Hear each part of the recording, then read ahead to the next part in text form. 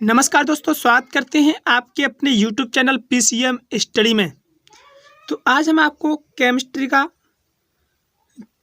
जो most topic है, पिछली वीडियो में बताया था आपको मुख्य क्वांटम संख्या, इसमें दूसरा नंबर है चुंबकीय क्वांटम संख्या, उसी का दूसरा भाग है चुंबकीय क्वांटम संख्या। मैंने आपको उससे पहली वीडियो में बताया था कि क्वांटम संख्या को 4 भाग होती हैं। एक करा चुका हूँ जिसका नाम है मुख्य क्वांटम संख्या, और दूसरा है यहाँ पर चुंबकीय क्वांटम संख्या।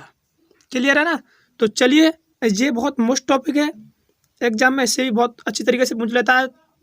तो उसका प्रयोग है, जो उसका प्रयोग है, इसके द्वारा जो हम निकालेंगे मुख्य क्वांटम संख्या, अंतिम इलेक्ट्रॉन की चारों क्वांटम संख्या निकालिए, तो इनका प्रयोग जरूर करेंगे। उससे पहले हमको ये जानना जरूरी होता है कि चुंबकीय क्वांटम संख्या कहते किसे हैं और इसे किससे प्रदर्शित करते हैं और इसके मान क्या, कब, कैसे, क्यों लगते हैं। क्लियर? चलिए इसकी डेफिनेशन में पढ़ते हैं और डेफिनेशन में समझेंगे क्या क्या दिया हुआ है, और डेफिनेशन में जितने भी पॉइंट होंगे मोस्ट उन्हें हम अपने समझेंगे और उन्हीं का प्रयोग करेंगे। जब इसका प्रयोग बहुत अच्छा है, देखिए आगे चल के इसी का प्रयोग आएगा। क्लियर है ना? तो चलिए पहले हम इसकी डेफिनेशन पढ़ते हैं। देखिए डेफिनेशन डेफिनेशन 2 है, ये एक करा चुका हूँ मुख्य क्वांटम संख्या और दूसरी है चुंबकीय क्वांटम संख्या। तो यहाँ पर डेफिनेशन डली हुई है चुंबकीय क्वांटम संख्या।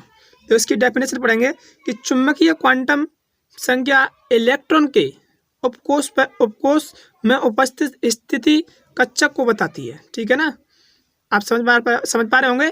ये कह रही है कि इलेक्ट्रॉन के उपकोष में उपस्थित स्थिति को बताता है, इलेक्ट्रॉन की कैसी स्थिति उसको बताता है, और कक्षक को बताती है। ठीक है, कौन से कक्षक में है। ठीक है ना? ये मेन पॉइंट है समझने वाला। आप डेफिनेशन याद कर ले तो, लेकिन उसमें समझ नहीं पाती हो उसमें क्या क्या दिया हुआ है। ठीक है ना? तो इसमें ये समझिएगा इसमें क्या क्या दिए रखा है। अब दूसरा नंबर आता है, इसे m द्वारा प्रदर्शित करते हैं। ये तो मैंने आपकी पिछली वीडियो में बता दिया था कि m द्वारा प्रदर्शित करते हैं। m का मान -L से +1 तक होता है। क्लियर?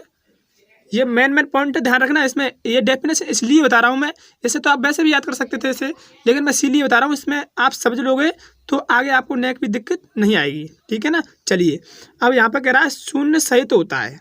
n का मान -L से +1 तक होता है, शून्य सहित होता है, इसमें शून्य भी शामिल होगा। क्लियर? अब बात आती है चुंबकीय क्वांटम संख्या अंतरिक्ष में कक्षकों के अभिविन्यास को निर्धारित करती है। अंतरिक्ष में कक्षकों के अभिविन्यास को प्रदर्शित करती है। ध्यान रखना इसको। इसमें कह रहा है चुंबकीय क्वांटम संख्या अंतरिक्ष में कक्षकों के अभिविन्यास को निर्धारित करती है। ध्यान रखना, इसमें राइटिंग समझ में नहीं आई तो मैं बोल रहा हूँ उसे समझना। ठीक है ना? मेरा राइटिंग थोड़ा ख़राब है, लेकिन कोई बात नहीं, इसमें मैं बोल तो रहा हूँ ना इसके साथ साथ। तो चलिए, अभिविन्यास को प्रकट करती है। अब यहाँ पे बात आती है चुंबकीय क्वांटम संख्या की अधिकतम मान 2n² होती है। ठीक है ना? अगर किसी कौन सा ही मान निकाल सकते हो तो n की वैल्यू तो उसमें दी होगी, और n जितना भी दी होगी उसने का वर्ग करके उतना ही उसका गुणा कर देंगे 2 का। ठीक है ना? तो इसकी डेफिनेशन ये थी। देखिए डेफिनेशन बहुत ईजी है, डेफिनेशन में मोस्ट पॉइंट समझने हैं। तो एक बार मैं दोबारा रिवीज करा देता हूँ, इसमें क्या क्या रहा है देखिएगा। चुंबकीय क्वांटम संख्या इलेक्ट्रॉन के उपकोष में उपस्थित स्थिति कक्षक को बताती है। इसे m द्वारा प्रदर्शित करते हैं। m का मान -L से +1 तक होता है, शून्य सहित होता है। ठीक है ना? चुंबकीय क्वांटम संख्या अंतरिक्ष में कक्षकों के अभिविन्यास को निर्धारित करती है। चुंबकीय क्वांटम संख्या के अधिकतम मान 2n² होते हैं। इनका यूज बहुत अच्छा होगा, आगे चल के मैं बताऊंगा इनका यूज़ कितनी अच्छी तरीके से करूंगा। मैं आपको जब यूज़ करूंगा, जब मैं आपसे पूछूंगा कि मैंने आपको चुंबकीय क्वांटम संख्या में क्या क्या बताया था। क्लियर है ना?